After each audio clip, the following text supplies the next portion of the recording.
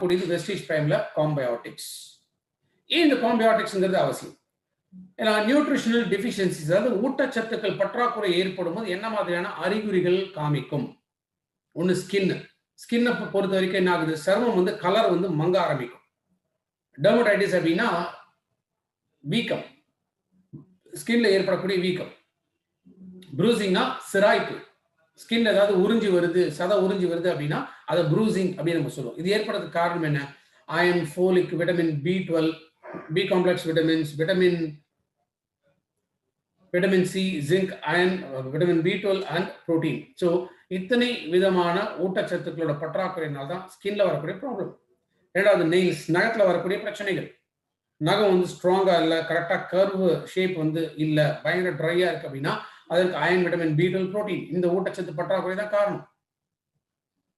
தலையில ஏற்படக்கூடிய ப்ராப்ளம், தலைமுடி வந்து அடர்த்தி இல்லை, முடி கொட்ட ஆரம்பிக்குது, தலையில வழுக்க விட ஆரம்பிக்குது, நரை, சின்ன வயசுல நரை ஏற்படுது. காரணம் என்ன? புரோட்டீன், பாட்டின், copper, essential fatty acids.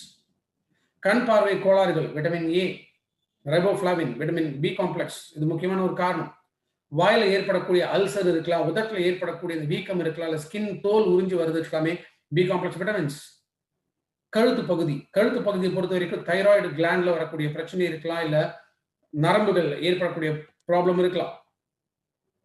Hormone imbalance, periods ரெகுலரா வராது, ஸ்கின் ரிலேட்டட் ப்ராப்ளம்ஸ் இருக்கலாம். இது மெக்னீசியம், மேங்கனீஸ் அண்ட் ஜிங்க், இதனால வரக்கூடிய.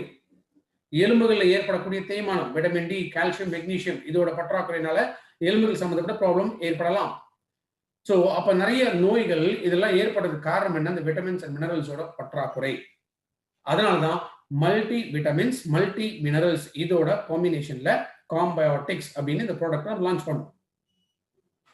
காம்பயோட்டிக்ஸ் என்ன இருக்குன்னு கேட்டீங்கன்னா, ஃபேட் சால்பிள், வாட்டர் சால்பிள் அப்படின்னு சொல்லக்கூடிய vitamin A, vitamin D, vitamin E, vitamin K, அதே மாதிரி entire B complex and vitamin C, இது முழுக்க இருக்கு. மினரல்ஸ் பொறுத்த வரைக்கும் 16 வகையான மினரல்ஸ் இது இருக்கு. அதனால இந்த மல்டி விட்டமின், மல்டி மினரல் அப்படின்னு நம்ம சொல்றோம்.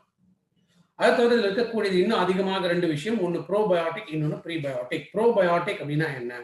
செரிமானத்தை அதிகப்படுத்தக்கூடிய நல்ல கிருமிகள், இதுக்கு பேர் தான் ப்ரோபயோட்டிக். எங்க தேவை? நம்ம வயிறு மற்றும் குடல்ல நல்ல பாக்டீரியா அவசியம். சரி, இந்த நல்ல பாக்டீரியா இது வந்து உயிர் வாழ என்ன வேணும்? அதுக்கு உணவு வேணும். அந்த நல்ல பாக்டீரியா உயிர் வாழறதுக்காக இருக்கக்கூடிய உணவுக்கு பேர் தான் என்ன சொல்றோம்? ப்ரீபயோட்டிக். ஸோ ப்ரீபயோட்டிக் அப்படின்னா நார்ச்சத்து. எவ்வளவுக்கு இந்த நார்ச்சத்து நம்ம உடம்புக்குள்ள கிடைக்குதோ அப்ப அந்த நல்ல கிருமிகளுக்கு உணவாக கிடைக்கும், நல்ல கிருமிகள் அதிகமாகும், செரிமான சம்பந்தப்பட்ட ப்ராப்ளம் ஏற்படாமல் தடுக்கலாம். ஸோ யாரெல்லாம் காம்பயோட்டிக்ஸ் எடுக்கலாம்? டெய்லி நல்ல உடல் சுறுசுறுப்பாக இருக்கணும், தெம்பாக இருக்கணும், ஆரோக்கியமாக இருக்கணும், நோய் எதிர்ப்பு சக்தி நல்லா இருக்கணும் விரும்புறவங்க காம்பயோட்டிக்ஸ் எடுக்கலாம். டீஜெனரேஷன் அப்படின்னு சொல்லக்கூடிய, அதாவது தேய்மானத்தை அதிகமாக உருவாக்கக்கூடிய நோய்கள், ஒன்று சர்க்கரை நோய், ஸோ இதயம் சம்பந்தப்பட்ட நோய், எலும்புகள் மூட்டுக்கள் ஏற்படக்கூடிய தேய்மானம், இந்த கண்டிஷன்ஸ்க்கு காம்பயோட்டிக்ஸ் கொடுக்கலாம். அடிக்கடி சளி பிடிக்கும், காய்ச்சல் அடிக்கும் அப்படின்னு நினைக்கிறோம், காம்பயோட்டிக்ஸ் கொடுக்கலாம்.